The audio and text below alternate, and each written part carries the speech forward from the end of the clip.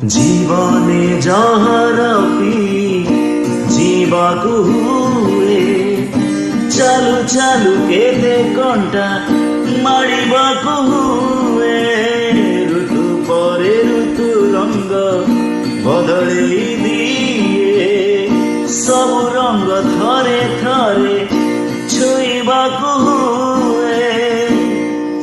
नमस्कार, जय श्री जगन्नाथ। मु विभु किशोर मु आसुची आपणक अंचल नियाली को आसंता फेब्रुआरी मास 4 तारिख रे नियाली महोत्सव 2026 को समस्त कमिटी वृंद को मोर हार्दिक अभिनंदन नमस्कार। आउ श्रोता दर्शक मानकु अनुरोध जे से माने बहु संख्यार योगदान दे आमर महोत्सव को सक्सेसफुल करेबे। मो सांगरे सिंगर आसुचंती लोपामुद्रा प्रियदर्शिनी आमे देह मिसी फुल बोबाल करिवो।